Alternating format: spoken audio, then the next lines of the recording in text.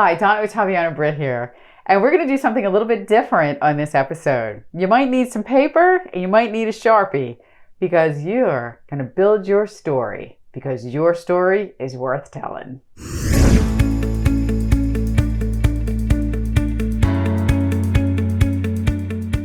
So, on this episode, we're still talking personal vocation, but now we're going to tell the story of you.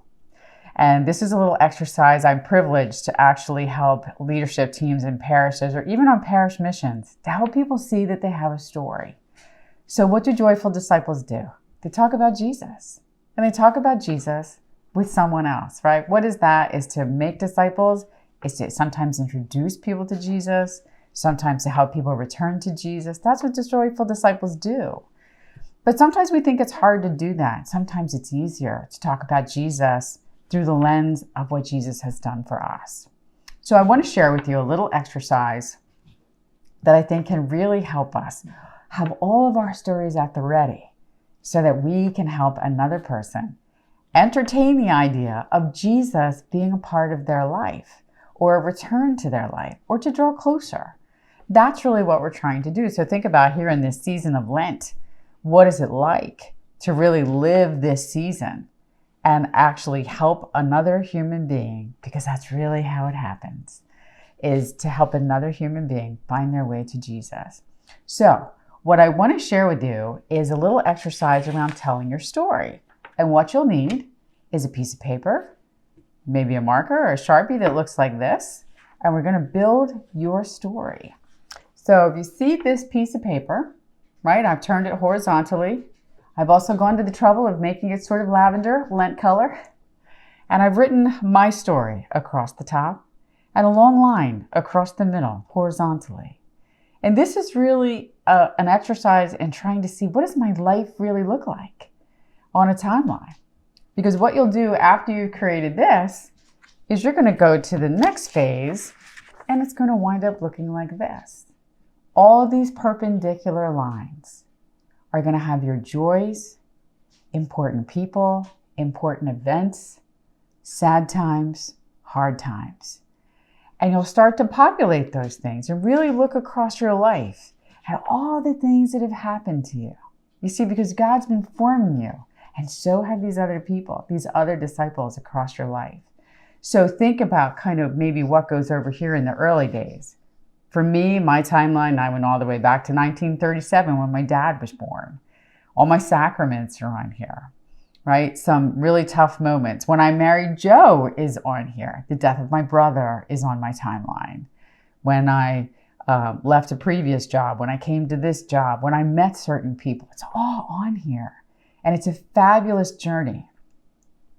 And once you've populated your life along this timeline and on these perpendicular lines, then you can start to look at those times that were transformative and where you were changed. And then you look at it and you think, where was Jesus in all of those times? And that's really what you're going to begin to look for. Because you see, when you have those, when you see those, because a lot of times we don't see our transformation in the midst of it. Sometimes it's a joyful time. A lot of times it's painful, sad, and hard times. We don't see that our transformation is happening. We're just trying to survive. But really, when you look back across all the things that have happened to you, you will find him there. And in finding him there, you get to share him with other people. So with that, I'm actually going to tell you a little bit around where this exercise came from. I was on a silent retreat years ago, and this is one of the exercises that they actually gave us an opportunity to do. So we had choices, and I thought, geez, that's kind of interesting. And I thoroughly enjoyed it. But I folded up that piece of paper and I put it in the retreat book and I brought it home. So it sat in a closet for a lot of years. And I always knew it was there, and I always knew I wanted to do something bigger with it. So we're going to pause right here and I'm going to show you what that's turned into.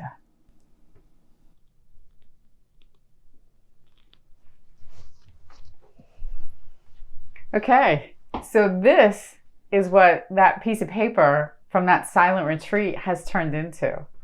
So this is a big, long piece of craft paper or butcher paper that 2.5 years ago, I thought, let me go find that piece of paper because I really want to look across my life. I want to see all the things that have happened to me. It's not like my memory doesn't have them, but I really want to see, where's Jesus? Where's he been? Because I believe he's always with me, but let me look, because then I get to share those stories with other people. So 2.5 years ago, got this big piece of paper. I like to think God is, he is the master craftsman, right? Each of us is his unique creation, and he's the only one to make a masterpiece. I like to think of myself as a tapestry, this beautiful colored tapestry with these fabulous colored threads. Okay, well, as close as I'm getting to that and creating it for myself is colored sticky notes is what goes up here. But I just think it's a remarkable exercise to be able to do, to see your life. So I said, my dad was born back in the 1930s. That's over here on the left. When my dad married my mom, my godmother got me a blessing from who at the time was Pope Paul VI, who's now a saint. So I have a christening blessing. There's lots of really meaningful things on here. When I've met my closest friends, those moments are on here. Really unbelievably meaningful things, right? So for example, where is it? Up here, St. Ignatius of Loyola. Joe and I love St. Ignatius of Loyola. So we discovered him and his stories and his spiritual exercises and discernment of spirits in 2014. But yet over in 2017, we actually wound up going on pilgrimage, and actually wound up in his family home where he had his conversion. Really meant a lot to me, right? So you might notice these little black triangles. Those are really things that were important to me that I took into the confessional. Things that I could be granted the grace that God would give me in the sacrament of confession. And the funny thing is, as you build this over time, you look at all of these amazing moments.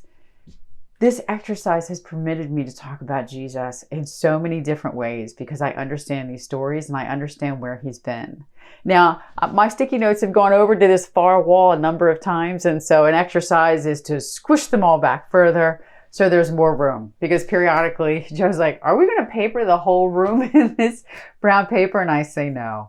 But it's a beautiful exercise to look at your life and see how remarkable it has been. If you don't think you have a story, you have a story. And you have a story where people have been. God has sent you people to accompany you, to be with you on your journey. He has sent you to other people to walk with them in their journey. Everything is about story, and Jesus is embedded in all of it. Blessed Lent, build your story, share your story. We need to share our stories with each other.